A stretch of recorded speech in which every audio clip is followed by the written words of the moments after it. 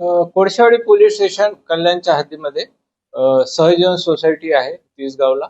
तेथे एक 19 वर्षाचा मुलगा अर्णव खरे यांनी राहत्या घरी गळफास घेऊन आत्महत्या केलेली आहे अशी माहिती मिळाल्यानंतर आम्ही तो गुन्हा दाखल केलेला आहे, एडीआर दाखल केलेला आहे. त्याची हकीकत अशी आहे की त्यांच्या वडिलांनी पोलीस स्टेशनला येऊन सांगितलेलं आहे की कालच्या दिवशी ट्रेनमध्ये मुलगा जात असताना त्याचा गाडीत चढण्यावरनं गर्दीमध्ये काही मुलांशी वाद झाला आणि त्या मुलांनी मारलं. त्याच्यात तो मानसिक तणावाखाली होता.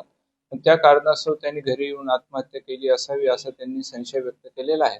त्या अनुषंगाने आम्ही एडीआरच्या दाखल केलेला आहे. आमच्या महिला पोलीस अधिकारी तोडकर तपास करीत आहे.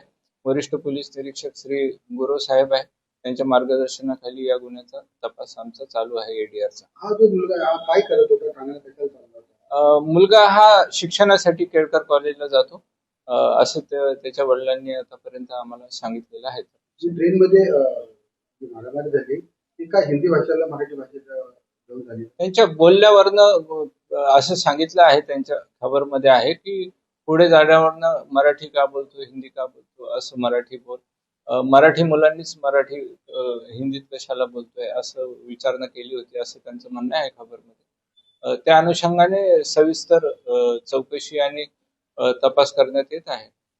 रेल्वे स्टेशनच्या काही लोकांना विचारपूस होईल आणि सीसीटीव्ही फुटेज वगैरे घेऊन आम्ही पुढील तपास करू.